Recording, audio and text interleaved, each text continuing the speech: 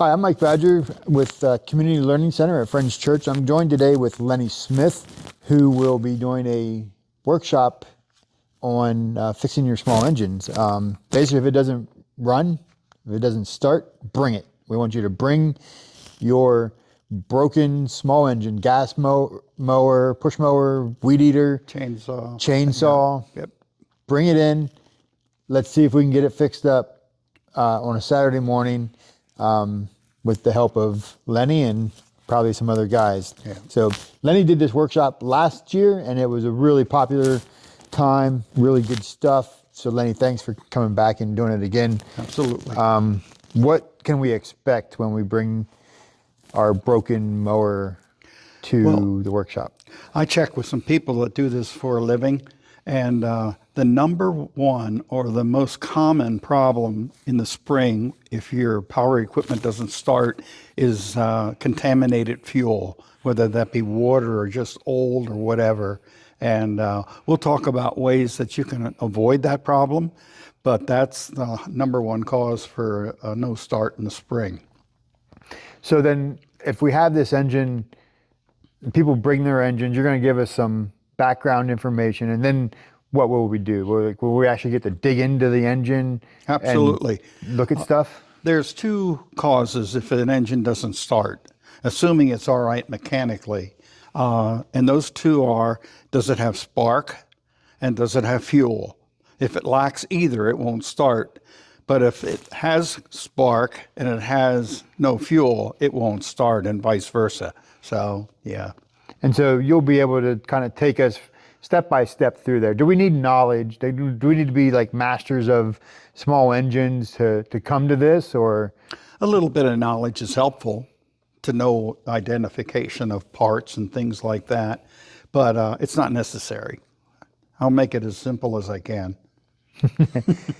Yeah, and I think if I remember last time we did this, there were lots of people there that didn't really have, a working knowledge of an engine, right?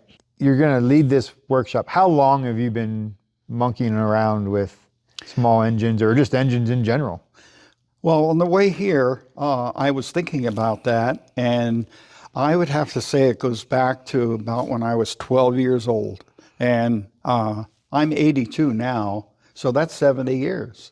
And I've been messing around this stuff all that time without skipping a beat. My son and I had our own repair shop, and we worked on foreign and domestic vehicles, and we had that for over 40 years. So, yeah, I have a lot of knowledge to share. Yeah, good. So what kind of encouragement can you give somebody? Because as we're recording this, it's March, so it's just starting to warm up. Grass is starting to get green. It's going to start growing. People are going to start going to their sheds, grabbing their mowers, and you know how it goes. You crank, or you pull, and it doesn't start. So what kind of encouragement can you give to people who find themselves in that situation? Well, again, we go back to fuel. It could be a fuel problem. And I have to save some things for the seminar, but I'll go over what you can do to prevent that problem and so on. But that usually is the cause of a no start in the spring. Yeah, and I would just say, like, my number one revelation from last April was just the idea of focusing on the fuel. And so when I took care of my engines, my mower and stuff all last year, I kept that in mind. And so when I go to start my stuff here in the spring, I'm expecting it to start, which is just not always been the case, What I'll share with, as Mike shared from his experience, what I'll share with the group that comes, there's things you can do to prevent that problem, and they're not profound. So we'll go over that in the seminar. Well, thanks, Lenny. We look forward to bringing some broken engines for for the group to look at it. And the idea here is, like, I think very clearly, either to get your engine started, diagnose a problem that you may need to get a part for, or to say, throw it out and get a new one, right? There's kind of, all three of those might be valid responses, right, for this day.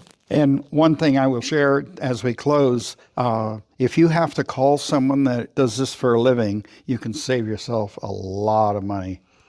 Yeah, just by knowing a few things Yes, that you're just going by to show knowing us. a few things that might help you to get it going. And what will it cost somebody to come to this session to learn those few things? There's no charge for any of it. Yep, couple of hours of commitment of your I time. will bring with me some gas and things like that, and things we might need. So I'm trying to come as equipped as I can.